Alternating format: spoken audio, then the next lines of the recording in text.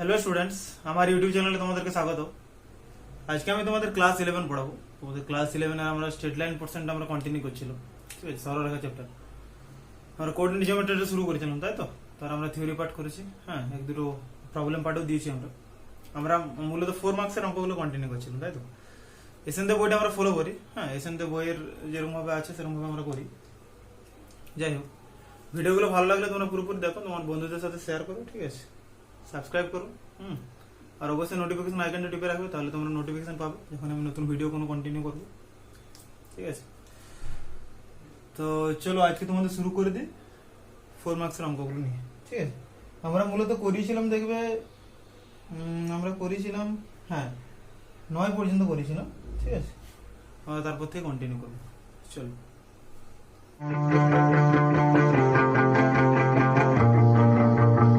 হ্যাঁ, দেখো তোমাদের 11 অঙ্কটা দেখো, এবারে করাবো আমি, ঠিক আছে।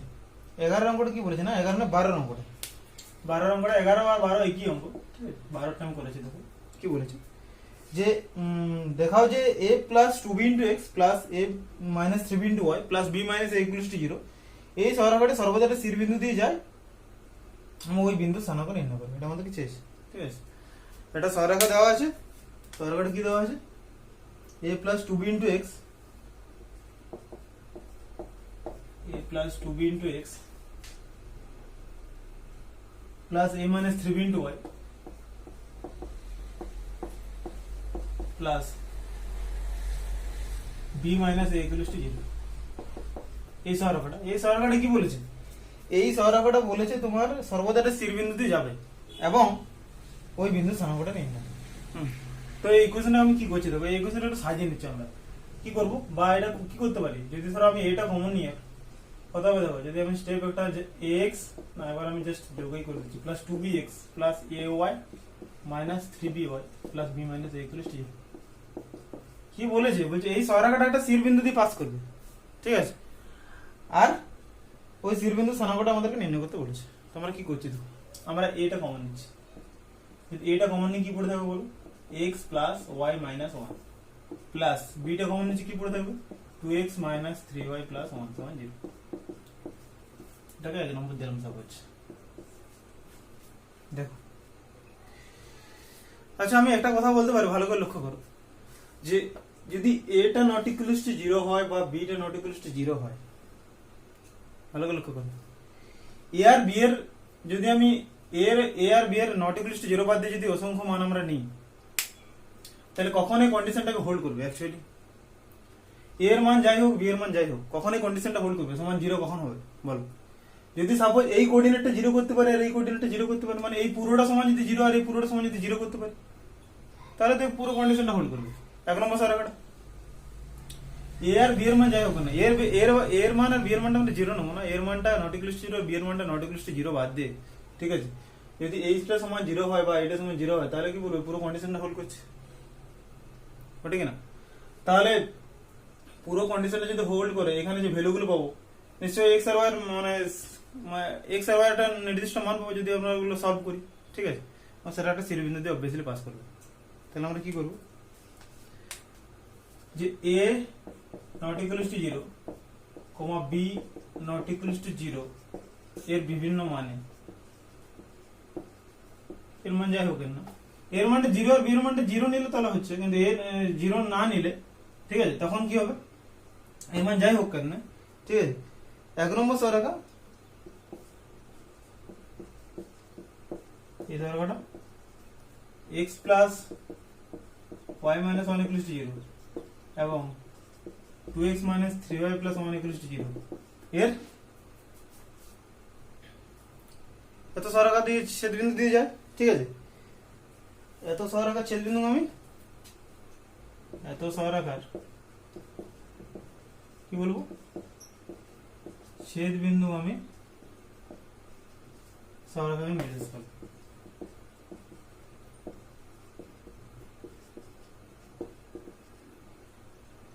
এটা লিখতে পারো। এবার তুমি x plus y minus 1 equals to 0, x plus y সমান 1, এই কন্ডিশনটা এখান থেকে পাচ্ছি, দ্যাট ইজ এখান থেকে করো x plus y equals to 1, এই দুটো কন্ডিশনকে করবো আমরা। আর 2x মাইনাস 3y প্লাস 1 সমান 0, তাহলে এখান থেকে কি হচ্ছে 2x মাইনাস 3y সমান হচ্ছে মাইনাস 1, তাই তো? তো এটাকে যদি আমরা সলভ করি কত হবে বলো? এটাকে 2 দিয়ে এটাকে যদি 3 দিই, এটাকে তুমি 2 দিয়ে গুণ করো, এটাকে 1 দিয়ে, কত হবে? 2x প্লাস 2y সমান হচ্ছে 2 আর 2x মাইনাস 3y সমান হচ্ছে মাইনাস 1। ক্যালকুলেশন করলে কত হয় বলো? তোমার 5y সমান হচ্ছে 3, 5y সমান হচ্ছে 3 আর y সমান হচ্ছে 3 এর 5।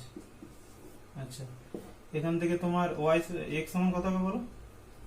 ফ্রম 2 থেকে 1 মাইনাস y, 1 মাইনাস 3 এর 5 মানে হচ্ছে তোমার 2 এর 5। x এর ভ্যালুটা কত বলেছে? 2 এর 5। ভালো করে লক্ষ্য করো, x এর ভ্যালু 2 এর 5 আর y এর ভ্যালু যদি 3 এর 5 হয়, তাহলে এই সরলরেখাটা দেখো এই সমীকরণটাকে সিদ্ধ করছে। মানে a এর মান যাই হোক আর b এর মান যাই হোক, তাহলে আমরা বলতে পারবো যে এই সরলরেখাটা একটা স্থির বিন্দু দিয়ে পাস করবে।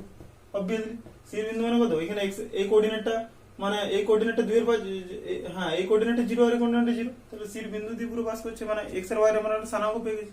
ঠিক আছে, তাহলে আমরা কি বলবো?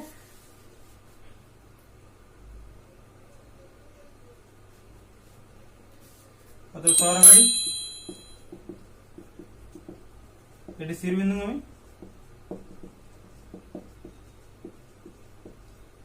ওই স্থির বিন্দু স্থানাঙ্ক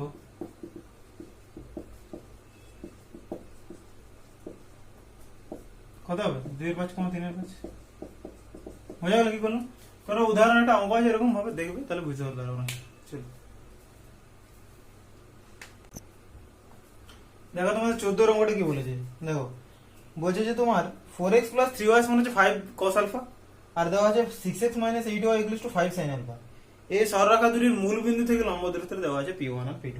ভালো করে লক্ষ্য করো, তাহলে দেখা যাচ্ছে p1 square plus 4p2 square সমান হচ্ছে 1।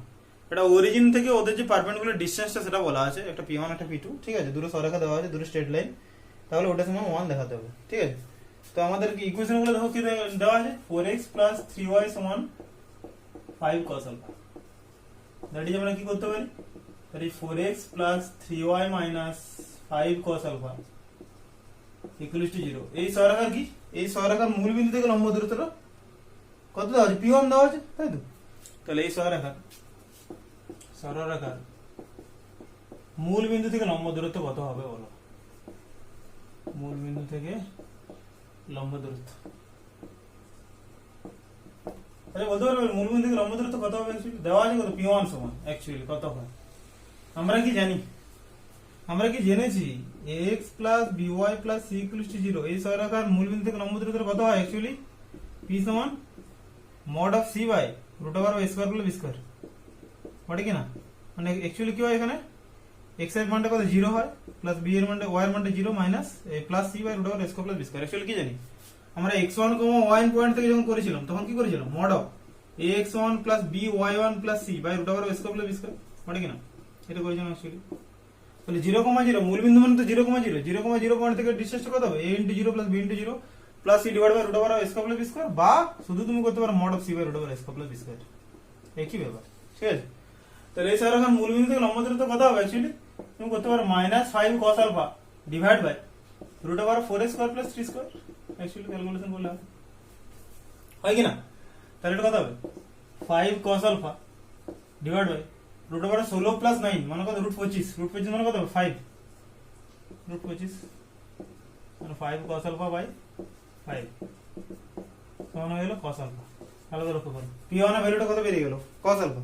ঠিক আছে, আচ্ছা নেক্সট কি দিয়েছে দেখো, আরেকটা সরলরেখা তার মূল বিন্দু থেকে লম্ব দূরত্ব 6x minus 8y equals to 5 sin alpha.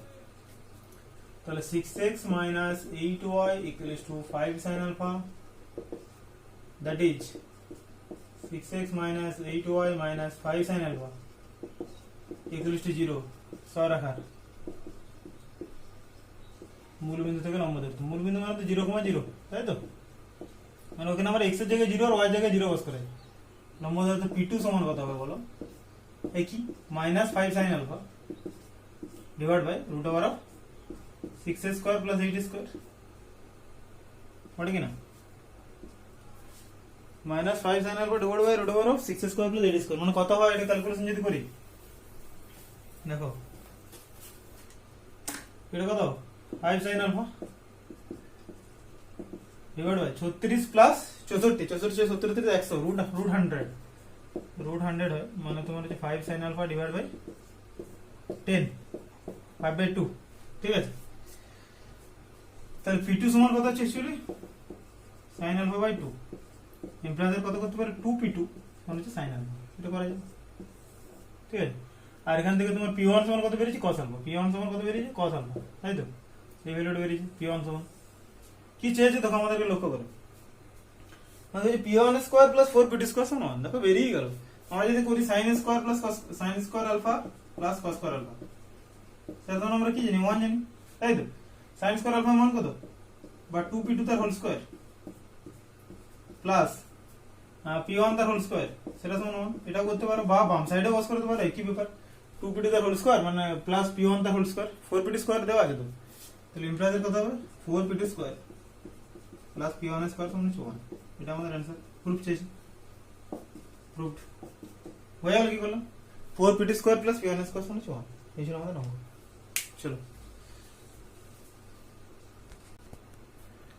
দেখো তোমাদের 16 নম্বরটা কি বলেছে যে তোমার x + y + 4 = 0 এবং 2x + 3y + 10 = 0 এই সহরেখা দুটির ছেদবিন্দুগামী কোন সহরেখা সমীকরণ যদি ax + y + 6 = 0 হয় তাহলে এর মান কত হবে কি বলেছে দেখো এই সহরেখা দুটির ছেদবিন্দুগামী কোন সহরেখা সমীকরণ যদি x + y + 6 = 0 হয় মানে কি এই দুটো সরলরেখাকে যদি আমরা এই দুটো সমীকরণকে আমরা যদি সিদ্ধ করি তাহলে x আর y এর একটা ডেফিনেটলি একটা ভ্যালু পাবো x আর y এর যেটা ভ্যালু পাবো সেটা obviously ওই সরলরেখার সমীকরণ হবে ঠিক আছে। এই ছেদবিন্দুগামী কোন সরলরেখা সমীকরণ বলেছে তাহলে নিশ্চয়ই ওই x + y + 6 = 0 সমীকরণটাকে হোল্ড করবে ওখানে আমরা যদি x এর ভ্যালু আর y এর ভ্যালু পুট করে দিই দেন আমাদের অঙ্ক হয়ে যাবে। চলো দেখি তাহলে দুটো সমীকরণ আমরা সিদ্ধ করছি ঠিক আছে। তো এটাকে তুমি গুণ করো * 2 দিয়ে এটাকে গুণ করো 1 দিয়ে তাহলে কত হবে বলো 2x + 2y সমান হচ্ছে -8 আর এটা তোমার হচ্ছে 2x + 3y সমান হচ্ছে -10 তাই তো ক্যালকুলেশন করো তাহলে কত হবে -y সমান হচ্ছে 2 তাহলে y সমান হচ্ছে -2 তাই তো আচ্ছা তো x সমান কত হবে -4 - y এটা কত হচ্ছে -4 + 2 মানে -2 তাহলে x সমান বের হলো -2 y সমান -2 এই দুটো বেরিয়েছে। তাহলে এই যে -2 কো -2 এই সমীকরণ সরলরেখা সমীকরণ কি x + y + 6 = 0 সরলরেখায় অবস্থিত। আমরা অঙ্কটা দিয়ে লক্ষ্য করো -2 কো -2 বিন্দুটি x + y + 6 = 0 x + y + 6 = 0 সরলরেখার উপর অবস্থিত।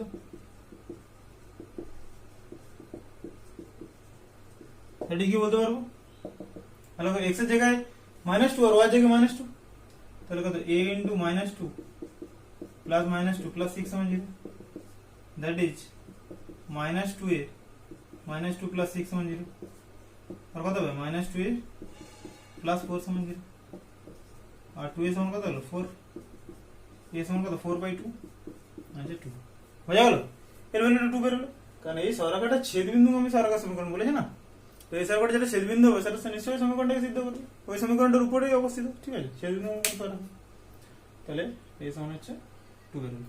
চলো দেখো তোমাদের 19 এর অঙ্কটা দেখো কি বলেছে দেখো এটা করেছি দেখো বলেছে একটা আলোকরশ্মি 1,2 বিন্দুগামী হয়ে বিন্দু থেকে এসে x অক্ষের উপর a বিন্দুতে প্রতিফলিত হয়ে 5,3 বিন্দুগামী হয় এটা বলেছে।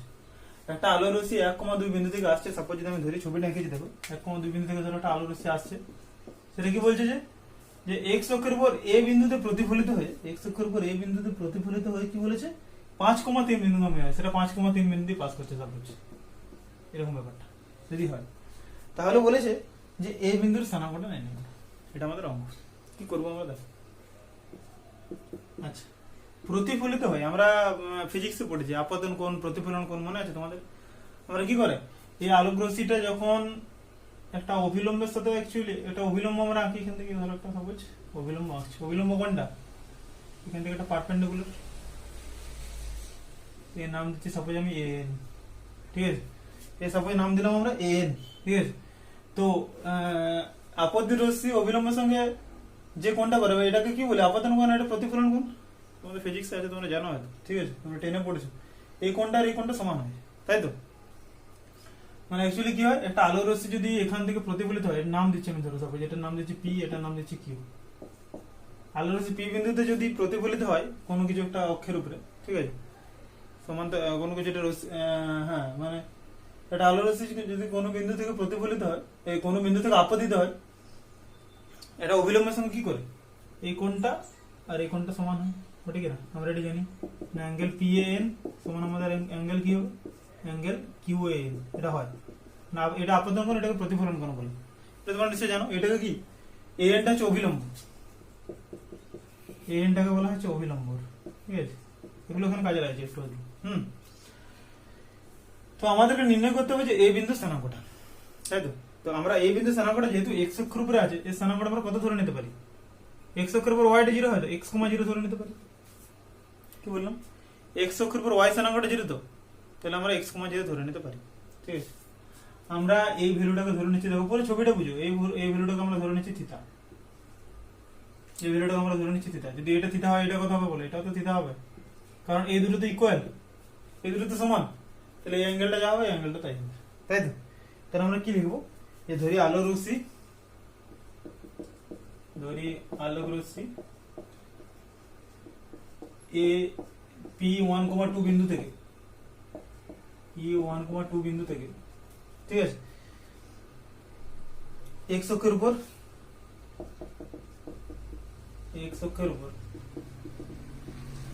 a small x, 0, a small x, 0 বিন্দুতে প্রতিফলিত হয়ে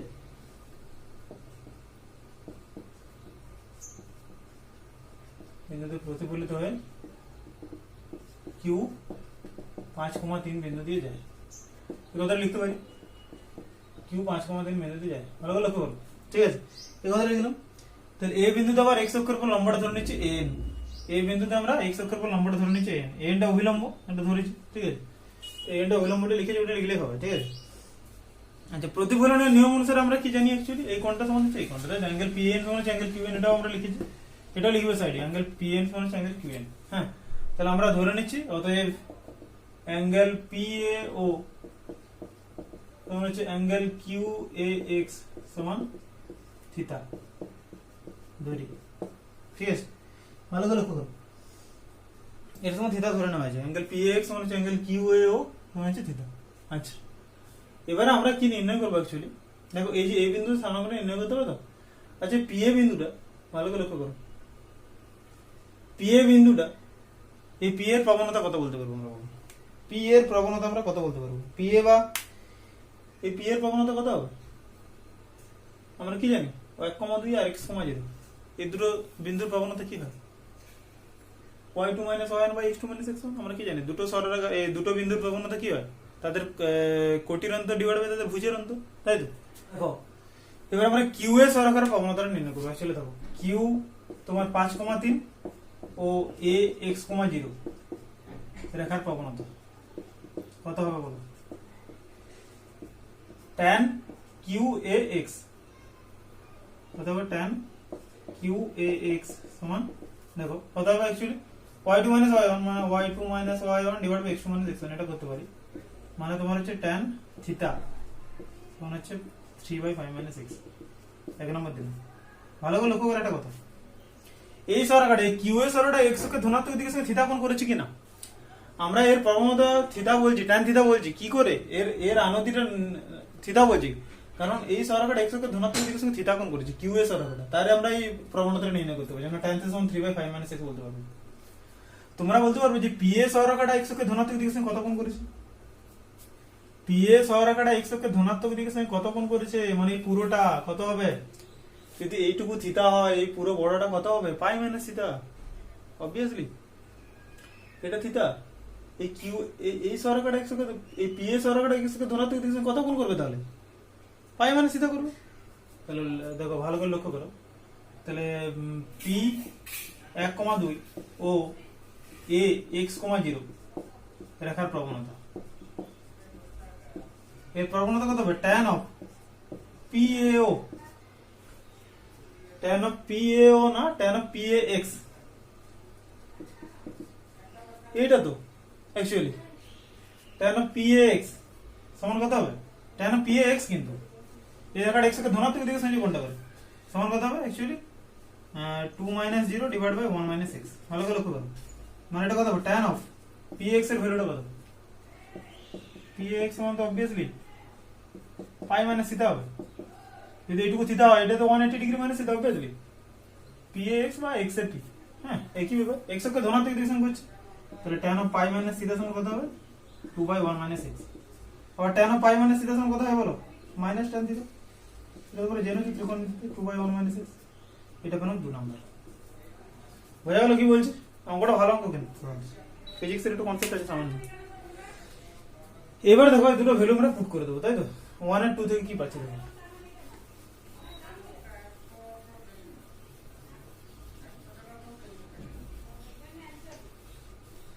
তাহলে দেখো কি পাচ্ছি আমরা ফ্রম 1 and 2, 1 and 2 থেকে কি পাচ্ছি, tan থিটা ভ্যালুটা পুট করব।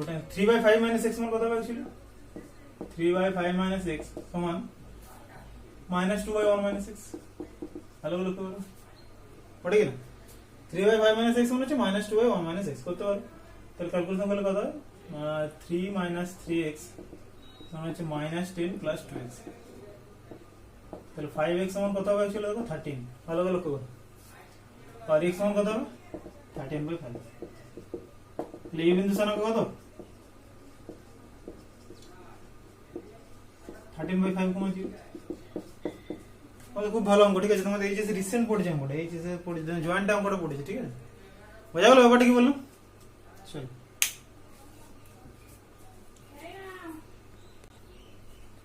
দেখো তোমাদের 21 অঙ্কটা কি বলেছে দেখো, এই 2y - 3x + 16 = 0 এবং 3x + y 1 এই সরলরেখা দুটির ছেদবিন্দুগামী এবং 4, 3, 2, -7 এবং -9, -20 শীর্ষবিন্দু বিশিষ্ট ত্রিভুজের ভরকেন্দ্রগামী সরলরেখা সমাধান।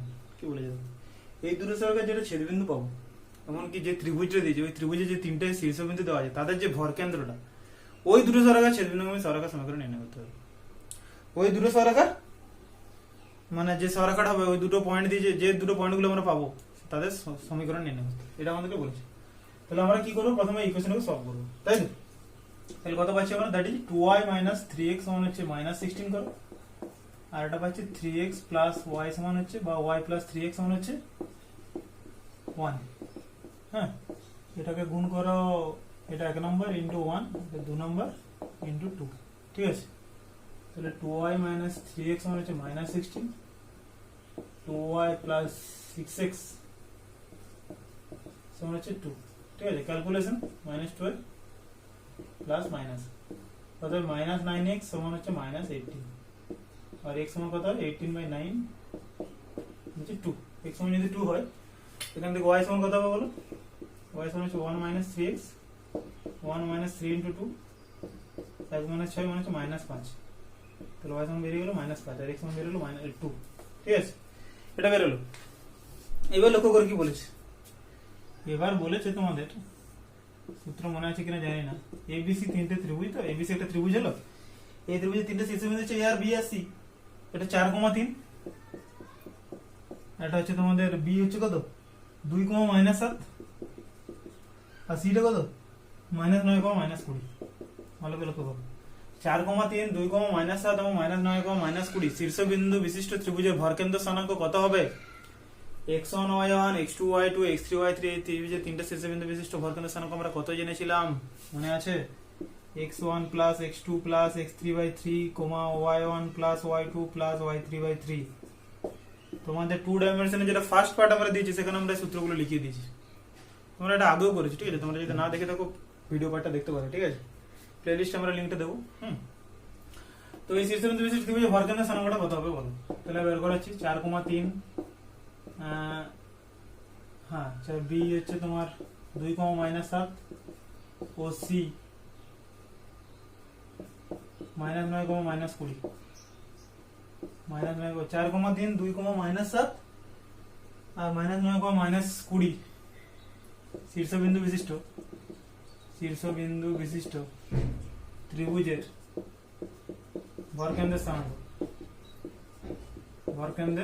স্থানাঙ্ক কত হবে, তাহলে 4 + 2 -9/3, 3 - 7 -20/3। ভালো করে লক্ষ্য করো, x1 + x2 + x3/3, y1 + y2 y3/3 সূত্র এইটাই। ঠিক আছে, তো 6 - 9 মানে কত -3/3 হবে, -27 মাইনাস 27 প্লাস 3 মান কত মাইনাস 24/3 মানে অ্যাকচুয়ালি কত হয় -1, -8 ভালো করে করো -1, -8 y মাইনাস y1 এটা x1 y1 তো y minus y1 divide by x minus x1 তখন কত হবে y2 minus y1 y2 minus y1 divide by x2 minus x1 x2 কত x2 মাইনাস x1 এটা হয় তাহলে y plus 5 divide by x minus 2 সমান কত হবে অ্যাকচুয়ালি বলো -3 বাই -3 কত হবে 1 তাহলে y প্লাস 5 সমান কত হবে x মাইনাস 2 ওটা কি না আর x মাইনাস y সমান কত হবে 7 ভালো করে করো x মাইনাস y সমান 7 এটাই তোমাদের অ্যানসার হ্যাঁ x মাইনাস y সমান 7 অ্যানসার ঠিক আছে চলো তো তোমরা ভিডিওগুলো পুরোপুরি দেখো ঠিক আছে ভিডিওগুলো কমপ্লিটলি দেখো তোমাদের যে পার্টগুলো করেছি আর অবশ্যই যদি তোমরা বুঝতে পারো অবশ্যই আমাকে কমেন্ট করে জানাবে স্যার প্রবলেমগুলো ঠিক আছে বুঝতে পারা যাচ্ছে ঠিক আছে একটা ভিতর থেকে ফিলিংস আসবে হ্যাঁ আমাদের তোমার একটা এনার্জি পাওয়া যাবে ঠিক আছে যাই হোক সব ভালো থাকো আর অবশ্যই তোমাদের বন্ধুদেরকে শেয়ার করবে ঠিক আছে চলো ভালো থাকো